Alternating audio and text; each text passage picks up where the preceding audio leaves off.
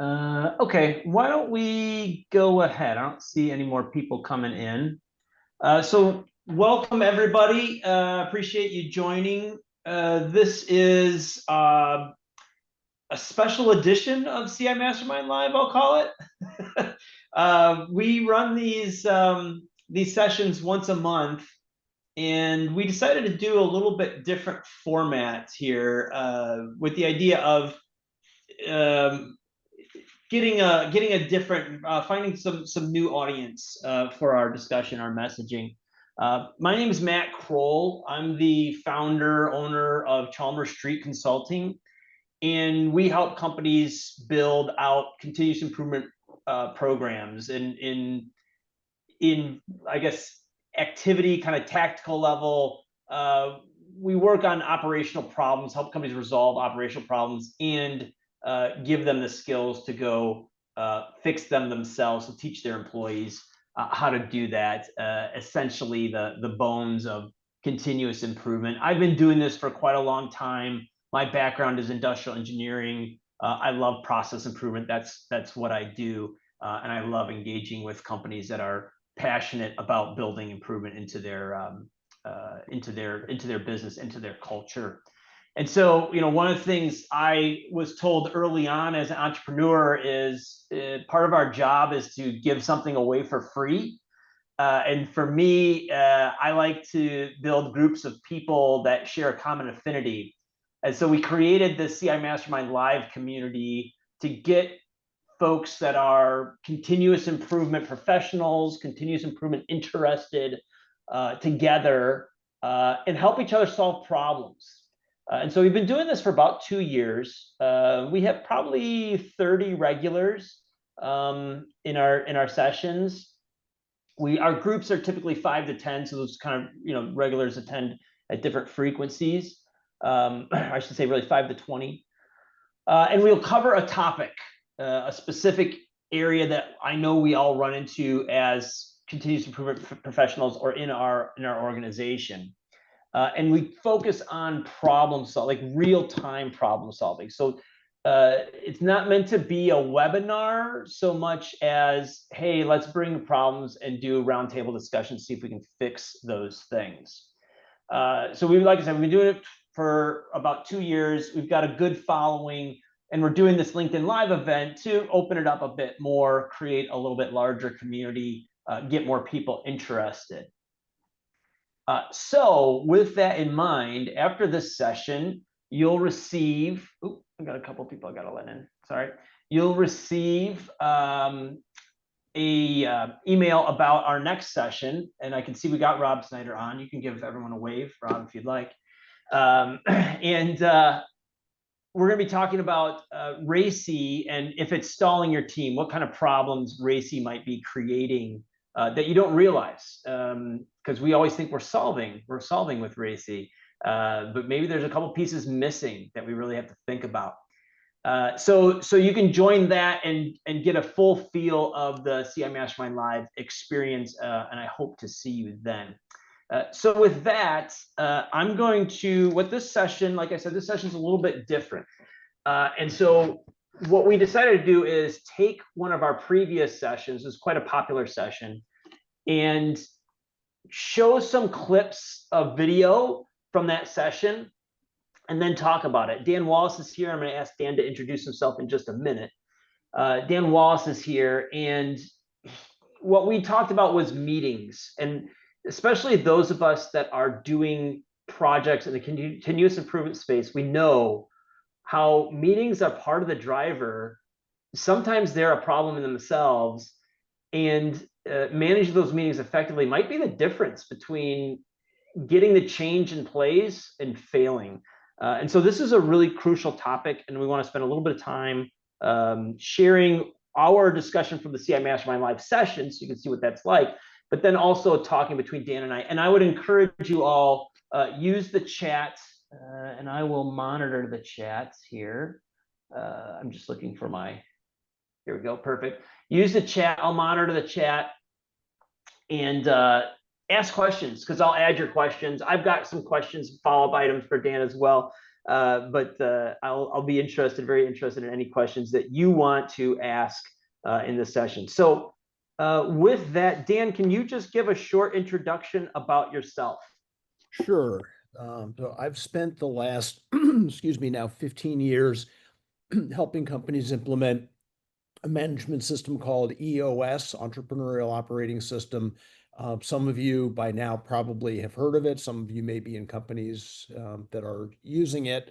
For those for whom it's new, it's a set of proven, simple, effective tools to help a leadership team and a company do the really foundational stuff of running a business about clarity and alignment on direction, who we are, why we're here, where we're going, around traction, around eliminating white space from the business and getting more work done in less time, and creating a healthy, open, honest, truly cohesive environment, the hallmark of which is that people speak the absolute truth to each other in the meeting instead of about each other at the water cooler after the meeting. I've done this now about 100 times with 100 companies. It's remarkably effective. The number of companies using the system and the number of people like me helping companies implement it has grown at a compound rate of 50% over the 15 years I've been doing this. So if you think about a 50%, 50 CAGR, I'm not aware of anything that has grown at that kind of rate. It's growing at that rate because it works really well. My background before I started doing this, Harvard Business School, mid-1980s, a couple of years of investment banking work, about 10 years of strategy consulting, Boston Consulting Group, and a couple of other boutique firms. And then I ran 3 turnaround companies. And so I was, the guy in the chair 3 times before I started doing this. So that's what got me to be on this end of the call. And can I make just a request that for everybody who possibly can, it would be wonderful if you could turn your cameras on. It is so much easier when you're on our end of this to talk to a person and not just a gray square with a name on it. So if you can, you'd be doing me a huge favor. Awesome. Thanks, Dan. Anything else that you want to add, or can I jump into the content? Jump right in. Awesome. All right, so we're going to watch a video segment here that's going to give you a bit of context for what we mean by deliberate meetings. And then we'll talk about it. And I would again encourage you to put some questions in the chat as you're watching it that Dan and I can answer. Matt, let me just add one thing that just the perspective on why you asked me to do the prior meeting with your mastermind group. Within the EOS process, we have a very specific approach to meetings, which is highly effective. And Matt asked me to share that. So it's 1 out of 6 components that we work on in a company, but a really critical one. So. Yeah, and something I encourage my clients, like one of the things I often encourage my clients to, if they're not already, implement EOS because it creates a baseline or a foundation for a lot of things that I do. And yes, that's exactly right. This is an important component of that foundation. So thanks for highlighting that, Dan. So a friend of mine says, Matt, it's peanut butter and chocolate. All right, so I'm going to hit play. If anyone has a problem hearing, raise your hand. But I believe we tested this before. You should be good.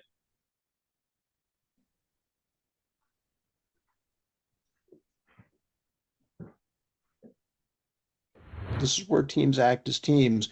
In meetings, we share information, we solve issues. Together, we give and get help. We make decisions in meetings. Not all decisions are made in meetings, but many are. And the meeting is actually the forum within which leaders do leadership work. It is the primary forum in which a leader acts as a leader. So they're really important. Doing them well is really important.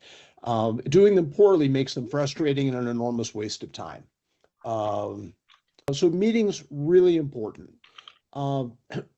We focus in our work on what I'm going to call pulse meetings, regularly scheduled routine meetings to keep a team on track. And one thing I'm going to encourage, this came up a little bit. Somebody had a comment. I don't know if that person is here. about, why do we have to have a meeting every week? Having meetings on a regularly scheduled pulse establishes a rhythm for the team. So there are ad hoc meetings, but I actually think that having meetings on a regularly scheduled pulse rather than scheduling them ad hoc really helps a team stay connected with each other, stay on track, make sure things are getting done. There's a little bit of when I go slow, I go fast to this, that sometimes there may be things to think, well, we could do that right now. Our meeting's in 3 days, maybe it can wait. And that steady cadence winds up being a really valuable part of what we help companies do. When we set teams up for this, and I'm going to talk about this in the context of what a leadership team does, and then we can talk a bit about how it might adapt to things you're working on. All right. So one of the one of the one of the things I run into in working with clients, and frankly back to my corporate career, is a lot of people don't like meetings and they don't see the value in them. And I'll often press that we need to have a meeting, and I'll get pushback around the hey Matt, we already have too many meetings, right? There's already too many, we're already inundated. I got to get the work done. But I see this as a crucial point of collaboration, right? Of alignment with the group. And I'll say things like, yeah, but my meetings work. And sometimes I'll win that, but not always. And so, Dan, I was hoping you could share a little bit more of your thoughts on, what happens when a company can't maintain the pulse. What happens when they don't maintain these healthy consistent meetings? Right. So um, let me back up for a second, if you don't mind, Matt, and just add in that list of bullet points about why meetings are important. I left out the most important and obvious one, which is that meetings are the primary place, should be the primary place where members of a team hold each other accountable. Accountability should happen in the meeting. It is far more effective if it happens in a public forum within a team than if it's the boss having accountability conversations with every individual. The reason for that, uh, this thing that we teach is an accountability system. Accountability has a couple of components, but they ladder up to the answer to two questions. The first is who's going to do how much of what by when, and the second is did you do it? And if you use the meeting to establish the commitments about who's going to do what by when, and you use the next meeting to ask, did you do it or are you on track to getting it done? Those promises are made to the team, and the follow up information is given to the team. What that does is distribute the job of holding people accountable across the team so it doesn't fall entirely on the leader's shoulders. It's far more effective to feel accountable to a group of peers who you care about and you won't let down than it is to feel accountable to a boss because you're afraid of him or her. So that's a critical part of what happens in meetings. In terms of failing to maintain the pulse, uh, what happens, things, first off, things slow down. When you have a regular, we use this term meeting pulse. Part of it is taking the pulse of the team, but part of it also is driving a pulse by committing to the next set of actions. So you're creating a steady cadence and pulse. Things slow down. Way too much burden winds up falling on the leader rather than the team, and inevitably fewer things get done. So teams that don't maintain a steady meeting pulse or cadence, basically they start much more than they finish. They finish much less than they start. Um, yeah, and what I find is they get they go off in their own directions, uh, and then people get angry because someone wasn't communicating. And I think that's kind of the key reason why we really make sure that when we're running a project, right, we have that cadence of meetings, and it truly is a cadence. Like there's times when we'll do individual kind of working sessions, but those are kind of different. typically with our clients, there'll be some type of cadence that drives the status, but the working session that does something different. I know you've talked about non-cadence meetings, Dan. I wonder, is there anything you can add about kind of the non-pulse side? So we use, so first, thank you. I completely agree. When we don't maintain that cadence, people do drift off in their own directions. So establishing that cadence, we use weekly as our standard cadence.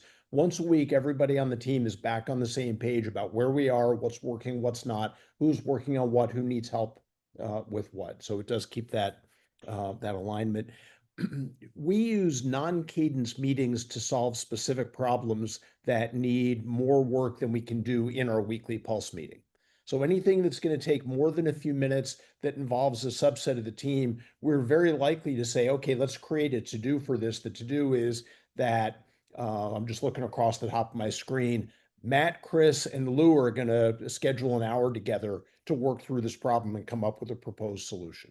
That doesn't need to happen in front of the full team, but it's great if the full team at least knows that it's going on. So that's typically how we'd use non-cadence meetings, Got it. ad hoc problem solving. And then there's a whole separate thing about like brainstorming and ideation meetings, which, I'm talking about really accountability and problem solving meetings here. Right, right. And there, I think there's a difference. And I think well, I think this is a good segue into the meeting discipline part of this. So I'm going to play the next clip here. For pulse meetings, plan their work lives around it because meetings are mandatory. If you're on a team, that team is meeting, that meeting is mandatory. It's got to schedule things around it. Same agenda. I'm going to show you the agenda next. The agenda is incredibly efficient and effective. We deploy the same agenda every week.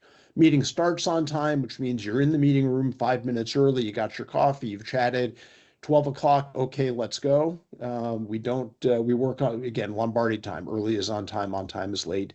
Meetings end on time. Why? Because they will expand to fill the time you allow for them. And so we figure out how much time we think we need in a typical week. For us, leadership teams, 90 minutes. Teams below the leadership team, somewhere between 45 minutes or an hour is pretty typical. We're really busy, want to get the meeting work done, get back in our lanes, and get to work. So those are the kind of the 5 core rules of the meeting pulse. The agenda that we use for a leadership team, we call the level 10 meeting. We call it level 10 because we have our teams rate every meeting so they can give themselves feedback, and we want to get them to a point where they're consistently getting 10. It's actually a really good barometer for how well the team is doing in using the tools that we teach. That's why it's called the level 10 meeting. Here's the agenda for it. Starts again, everybody's in the room 5 minutes ahead of time, 8 o'clock, let's begin. First thing we do, we call the segue. We go around the room and just very briefly, everybody on the team shares 2 pieces of good news from the last 7 days.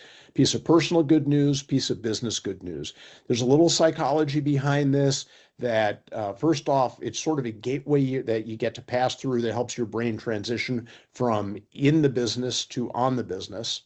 It brings us a little closer as human beings. There's a little team health in this. It also brings a little positivity into the room. And there's some research that shows that we actually work better when our overall mindset is positive. So we allow 5 minutes for that.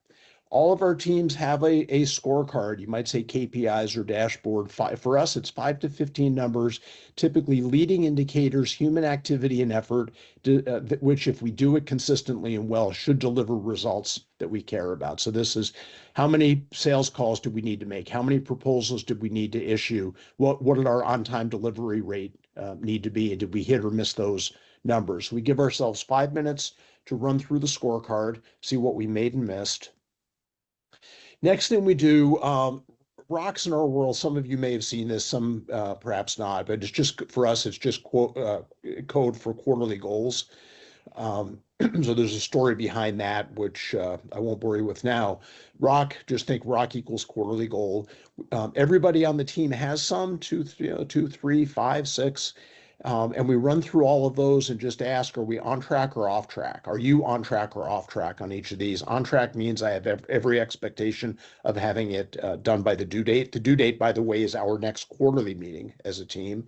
Off track means I no longer have that expectation. It is now in jeopardy of not being finished.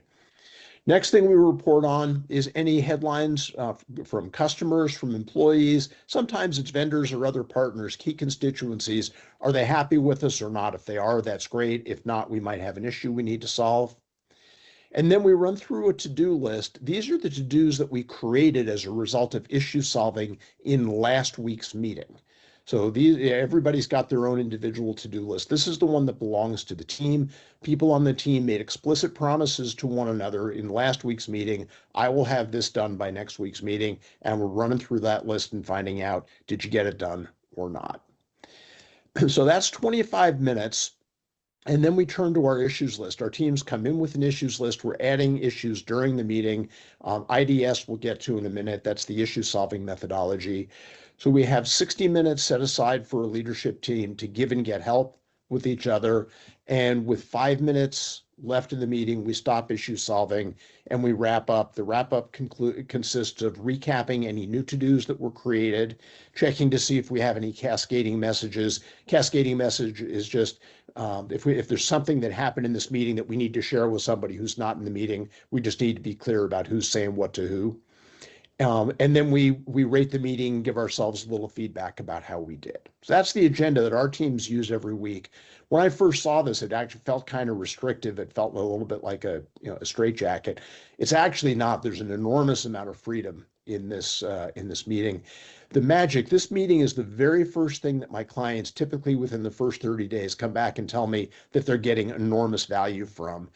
And the secret to this meeting is that these first 4 sections of the agenda are reporting only. There is no issue solving. We're not stopping to discuss. When something's off track, if a scorecard number is missed, we drop it to the issues list. If a rock is off track, we drop it to the issues list. If we have a bad news headline, drop it to the issues list. Incomplete to do, same thing. The reason we do that is, the normal course of business, this is typically not something that we're taught to do.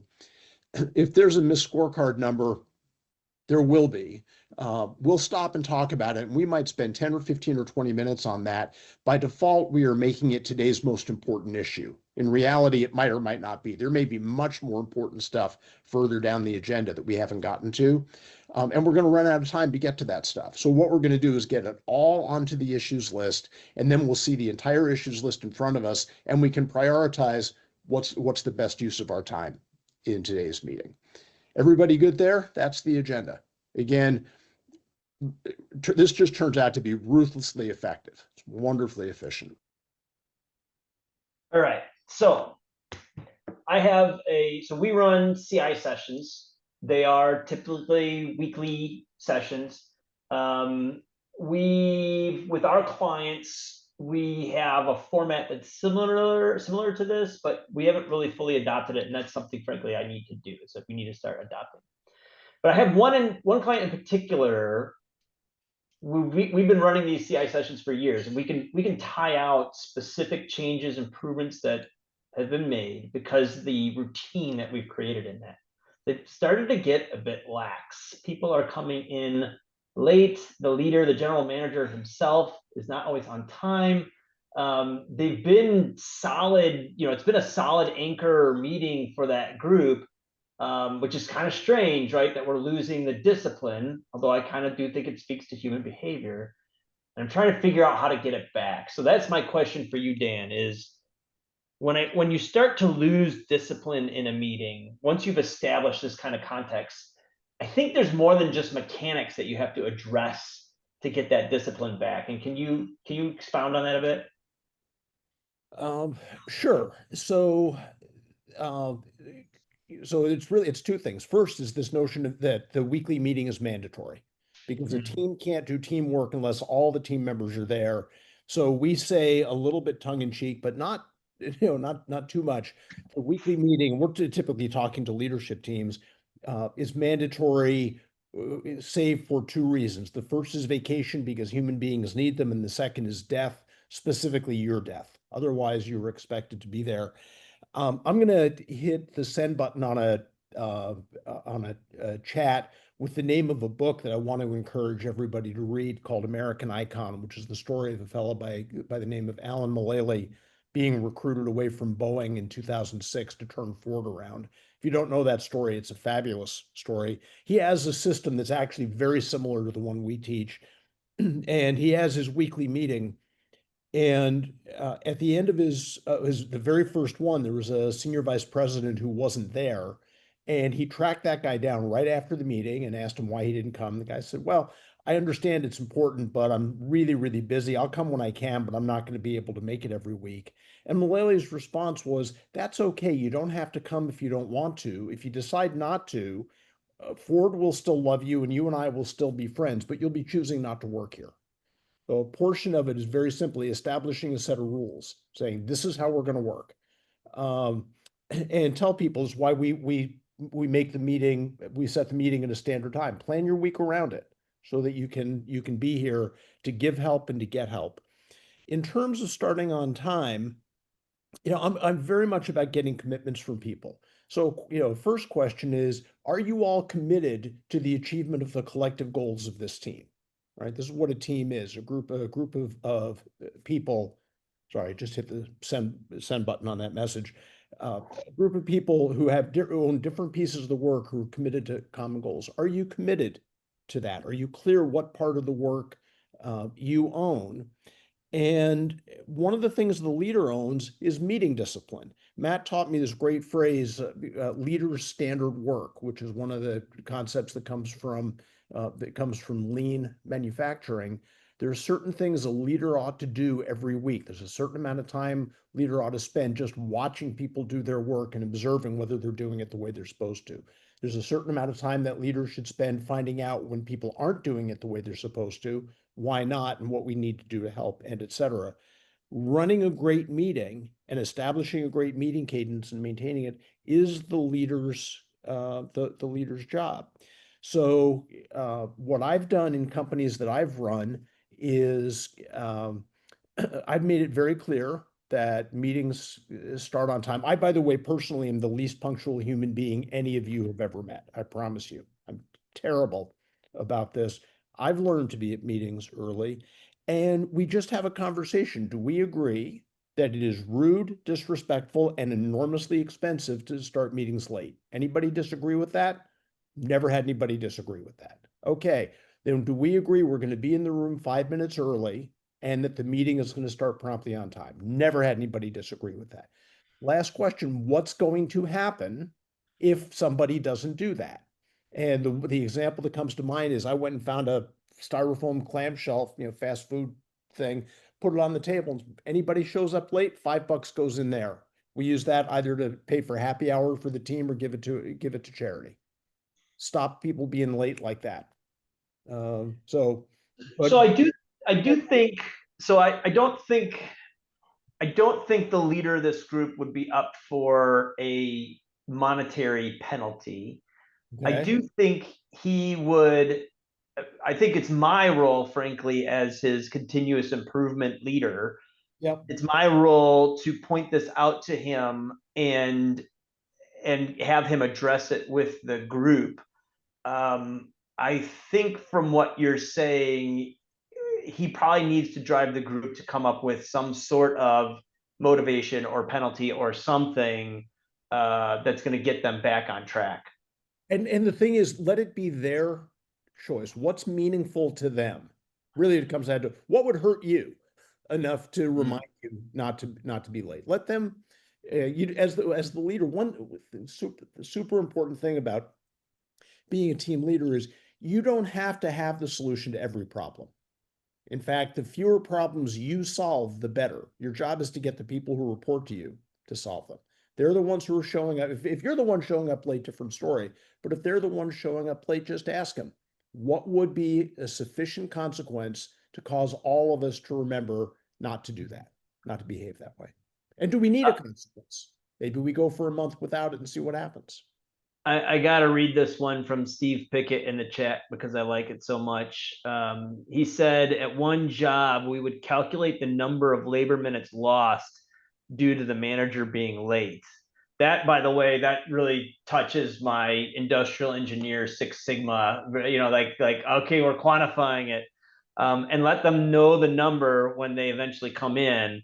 He said it only took them once at being late. So I think there's a lot of different motivators out there. It's a matter of finding the one that works for that team, Dan. That's what Yeah, you're saying. 100%. I don't want to suggest the company I just described, that company was very, very money motivated. Mm, Out of pocket really it really hurt them.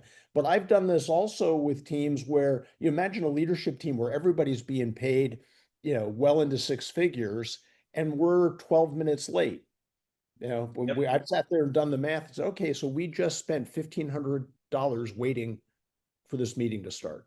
yep, Is that a yep. good I love use it. of the company's time and money?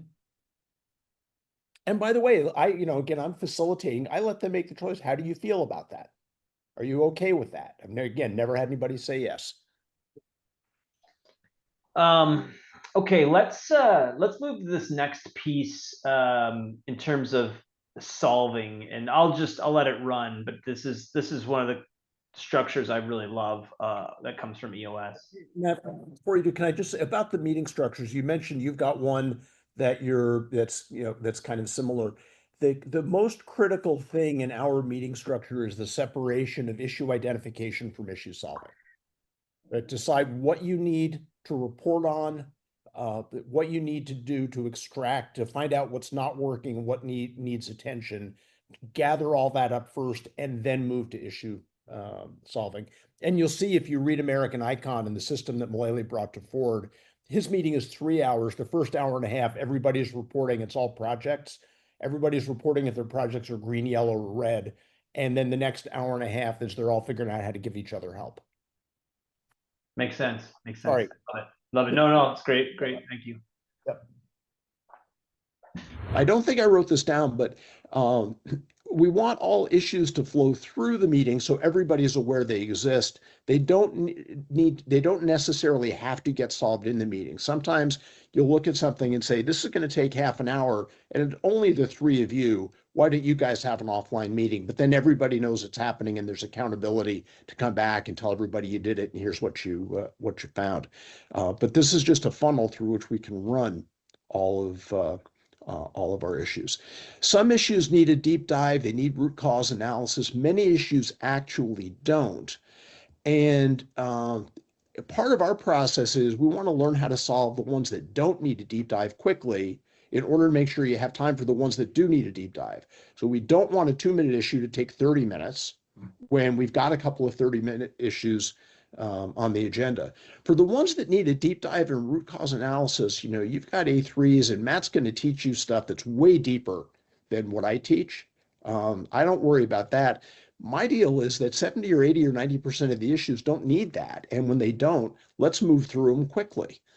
So to do that, one thing we do, we build an issues list, we solve in order of priority. So you're going to see, and I'm going to have you practice this in a couple of minutes.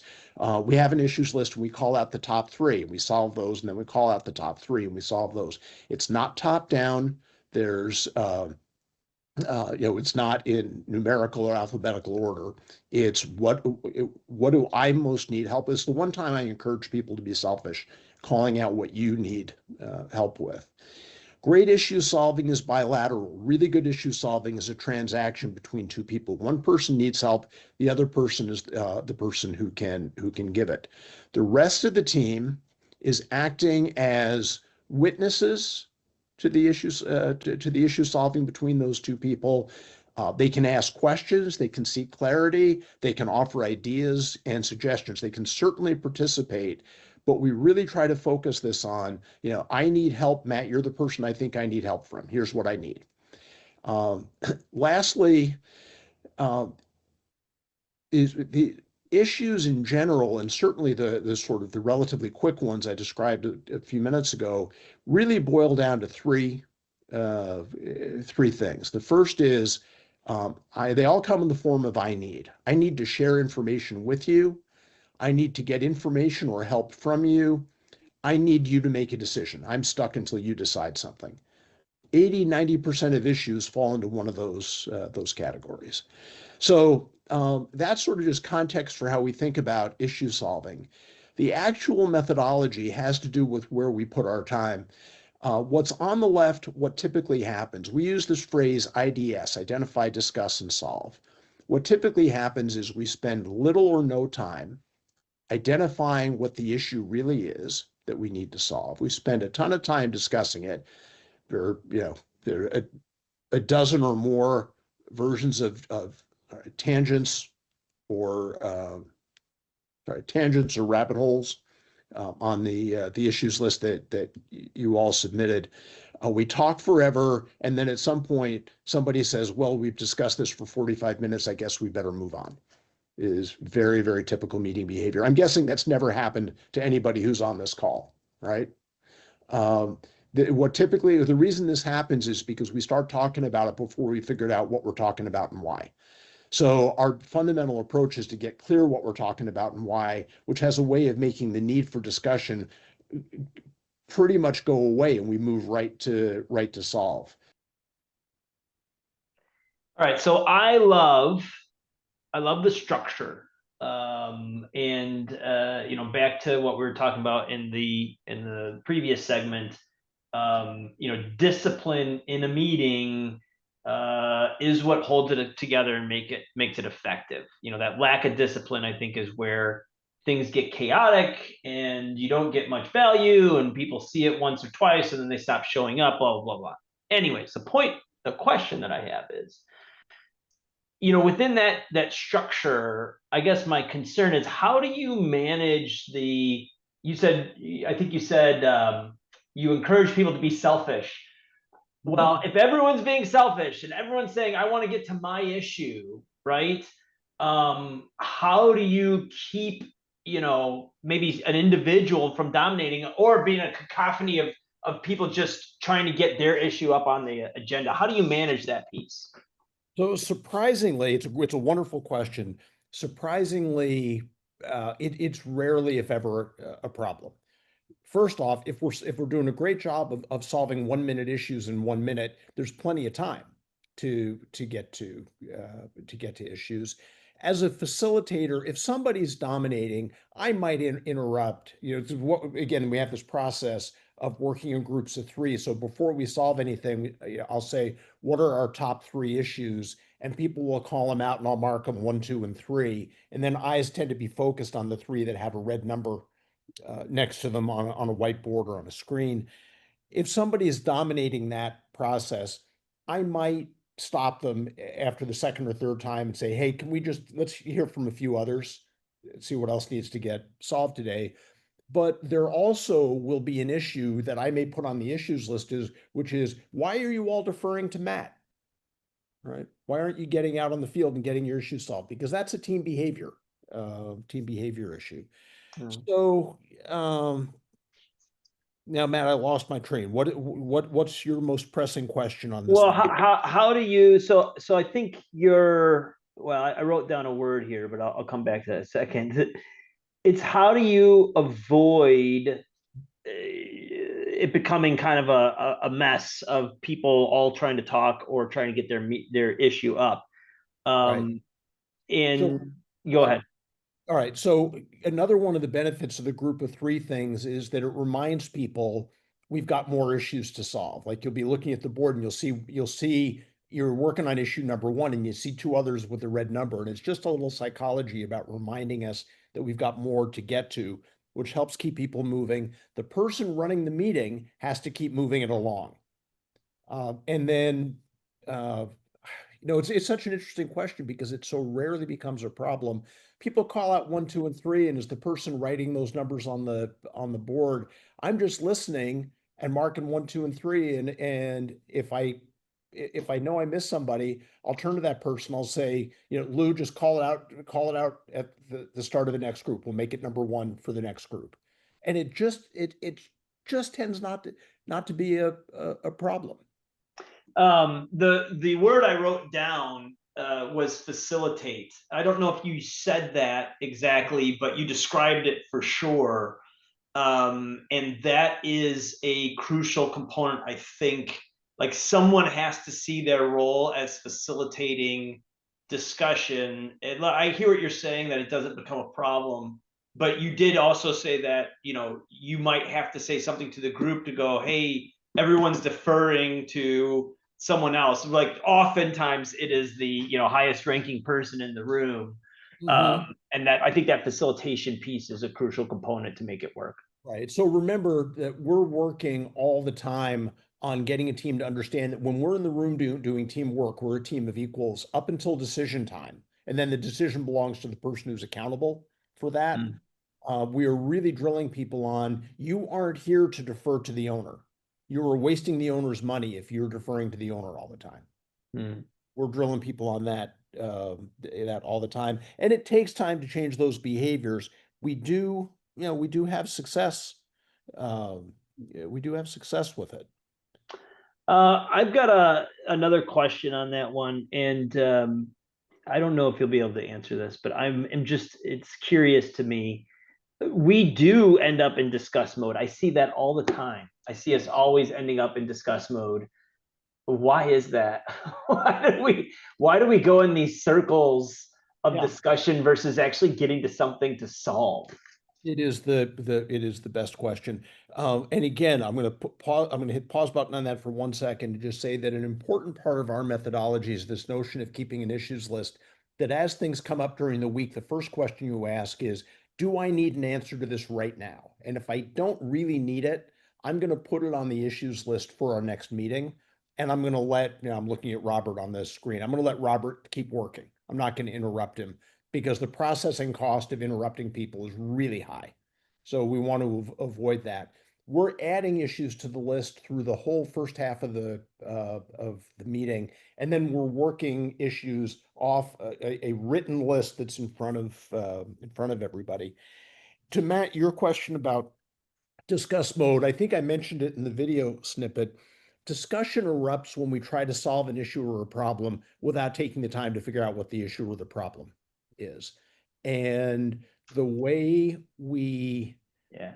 the way we defeat that, this is the I in IDS. It's why we teach it the way we teach it, is to say, let's get clear up front what we're trying to solve for. And when you do that well, then the temptation to just start talking about it and go down, rabbit holes and off on tangents largely disappears. And by the way, when it happens, a good meeting runner, a good facilitator will spot it and call it out and go, got it, Matt, that's a separate issue. Write it on the list and bring everybody back.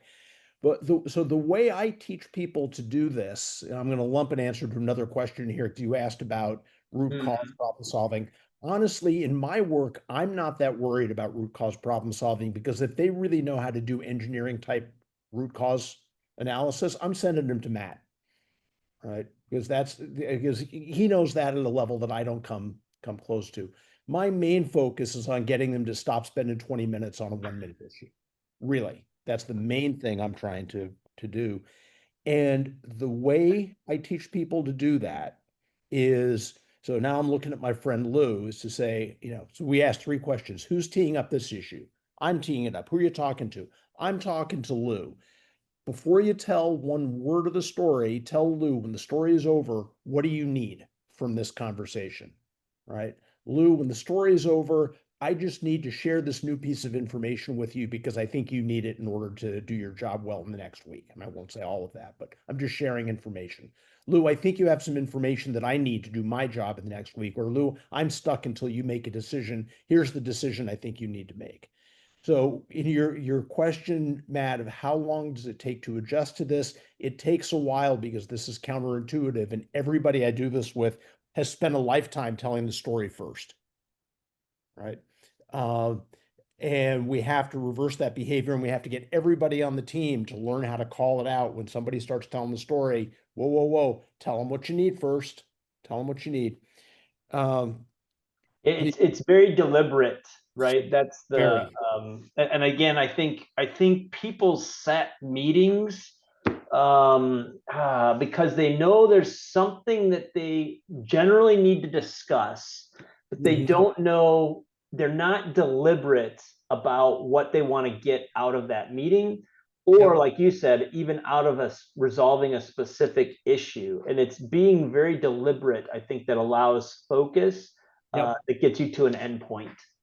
So I'm gonna tell a quick story about how I learned. I used to, when I started doing the EOS work, I really struggled to teach this well. And the light bulb went on for me years ago at a quarterly meeting of my, at the time, 5 or 6 Chicago peers, um, where a now retired guy launched into an issue about a potential client he was talking to, and they came, then they went away, and then they came back, and then there were some emails. And then he did the intro workshop with them, and then they disappeared. Long story. And he happened to catch me on a day when I was just in a really bad mood, which was not his fault. I was just in a foul, foul mood. I can't picture it, Dan. It's not possible. And I just stopped him. I said, "Hey, can you do me a favor and just tell me when the story's over, what are you going to be asking me for?" And I kind of, I get the hairy eyeball from him. I said, "Look, you're sharing a lot of information. I just don't know what to listen to. Help me help you." And okay, when the story's over, I'm going to be looking for some ideas for how to get a conversation with this prospect restarted. My answer to him was, "Got it. Thank you. The answer is you can't. This is like dating. She does not want to go out with you. The only thing you can do is go find somebody else to date." And the thing is, he was gearing up for 15 minutes. And, none of which was going to change my answer. And if there was anything in there that might have changed my answer, I could have asked him a clarifying question. Did they do this? Because if they did this, maybe there's a thing you could do. If they didn't do that, forget it. There's some version of that might be in there. In this case, there wasn't even that, right? And that was when the light bulb went on for me. That's a 1 minute issue that would easily have taken 15 if we got it. The If other you did, thing yeah, go ahead. Go ahead. the other thing we teach, by the way, is that when the person who raised the issue has what they need, their job is to say, "I'm solved." And when they say, "I'm solved," we stop and move to the next issue. We don't talk past the close. That and I see that one too, right? Especially if Yep. you feel like your success, you all want to talk about it for a while. No, no, no, we were successful. Move on to the next thing because there's about 10 other things we got to solve. This is Um, bad, Matt, because we're running out of time, but I'm on a roll, so I'll do this fast. I was with a long-standing client team a couple months ago. They were complaining that their weekly level 10 meeting wasn't long enough. And it's long enough for everybody. There's nothing unusual about them. So I told them I would just watch for behaviors that might be causing something. And I saw it very quickly when I started paying attention, that somebody would raise a suggestion or an idea. "I think we should do X or Y," and they would immediately launch into a sales pitch. And while they were doing the sales pitch, the rest of the team, nobody was stopping them, but the rest of the team was doing this. And so I started just calling, just time out. So, "Matt, before you do the sales pitch, rest of you, does anybody need to hear a sales pitch on this?" "Nope. You're all on board." "Good. Matt, they don't need to hear the sales pitch." They were all selling each other on stuff that didn't require a that sale. they already had agreement on. And again, though, I think it points out the importance of someone playing the role of facilitator in there, right? Like you have to have someone who's stepping outside of the box to look inside and go, hey, this is what's going on there. And when you're in that role, your 80% of your job is to be neutral. You're Mm. Switzerland. Your job is to be the traffic cop and make sure everybody's getting their issues addressed. Everybody's being heard to the extent they want and need to be heard, and that decisions are, issues are getting to resolution. 15 or 20% of the time, if you're a member of the team, you get to weigh in. "Well, this is what I think we should do." But if you're the team leader, you don't want to be up there having every Yes. question directed at you and you're providing every answer. What you're trying to do is build a team that's strong enough that they can help each other. What's the old, I think it's like a Navy SEAL saying, "All of us are smarter than any of us." And you're trying to build a strong team. Part of my teaching, delegation, your job is to work yourself out of a job. Build a team that's so strong it doesn't need you to succeed. And All that right. Let me get to this last one here. And just before we jump into it, I want to give a little context. So in CI Mastermind live sessions, they're 45 minutes long, and about 15 minutes is discussion, or sorry, is explanation of the topic. So kind of the snippets that you've been seeing so far was Dan's explaining of the EOS approach to these pulse meetings. But most of it, 30 minutes of these sessions, are solving. So I just wanted to show you a snippet of that as well, and then have a little bit of discussion around it. So that's what you're going to see next.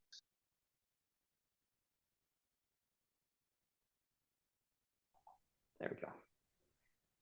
Hey, great. Thanks, Dan. This is awesome. This is exactly what I came for.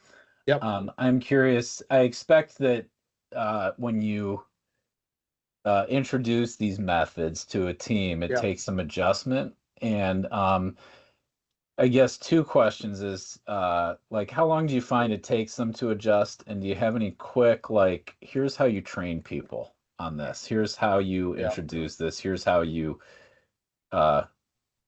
basically get people following these rules more quickly?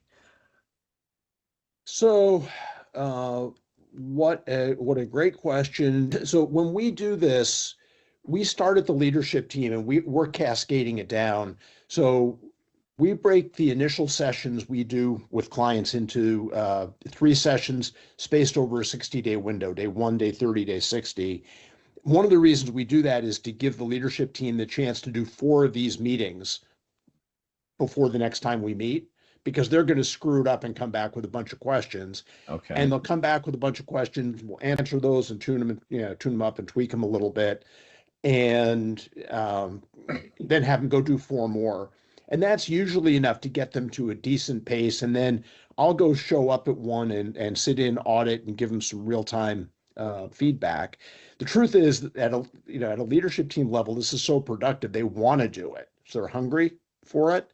We have them do it for a quarter, a couple of quarters, and get pretty comfortable with it. And then we have them start running the same kind of meeting and do exactly the same process with their direct reports, and then cascade it to their direct reports. So we're not in a rush. Journey, not a race. Company's been around for 55 years. They've never done this. If it takes, 3 quarters to do it, that's okay. Yeah, But awesome. that's it. It's just repetition, and we've got some literature and some videos about it that people can refer to, and and then we'll coach ad hoc. And it's repetition, but you're making corrections. They're trying, and then you're giving feedback and making more corrections. Part of this is you can listen to our discussion here, but until you get that group to actually try and apply these things, you're not Right. going to find the gaps. For sure. And what it is, frankly, is it's a continuous improvement process. Right? It's, we're only getting through 3 issues a week. Okay, that means 2 things. It means you're almost certainly stopping to discuss stuff in the reporting part of the agenda, and it means that you're not being clear up front about what the issue owner needs. Those are the typical root causes of that symptom. So certainly discipline, again, is a big part of this. My question, though, is maybe a little bit of a side, or my challenge that I find is, how do you demonstrate the value? So I'll say, hey, was this good? Did we get to something? But for me, again, my Six Sigma side of me goes, well, that's not quantitative. Like, how do I know, or really, how do I help the people whose time I'm taking validate that this was the right thing for them to do? Because there's always going to be someone in there who's like, I'd rather just be out on the production floor. I'd rather just be at my computer. I'd rather just be, why am I in this stupid meeting? How do you know that you're getting value from these things, Dan? Look, people might lie about it, I guess, but this is specifically why I think it was in the video that you shared. We call this meeting the level 10 meeting because we have every member of every team rate every meeting. It's quick at the end, on a scale of 1 to 10. How do we do? And give a couple of words of feedback to explain their rating. So is that as statistically valid as your Six Sigma wants it to be? No, Right. but it's real-time feedback. And again, What do you want them thinking when they do that rating? What are the things that you want them thinking about in terms of that meeting? so we've given them an agenda to follow. So what we tell them is, look, if you started on time, if you ended on time, if you followed the agenda, you stayed within the time frames that we prescribe, didn't go over time on any chunk of the meeting, and did a great job of giving and getting help with each other and solving issues that are truly getting in the way. That's a 10, right? And then it's, it's a little bit like the Russian judge. You start taking off half points and points, well, I thought we did a great job in the meeting, but we started 5 minutes late. So I'm taking off a point for that. So 9 instead of a 10. I think we went down a rabbit hole on it. We only solved 5 issues, 4 issues today. We went down rabbit holes. We didn't call each other out. I like that one especially because if I can keep and we do this, like I said, but our meetings we don't quite run this way, and these what you're suggesting are things we're starting to integrate. We're going to integrate more, but knowing the number of issues solved, right, or decisions made. There was a CEO, I can't remember her name, but she said, if we have a meeting and we walk out of there without a decision made, we wasted everyone's time, right? We're making decisions, we're creating alignment. I thought you might have some comment on that. Go ahead. But nonetheless, that is an important component for sure. What's your comment?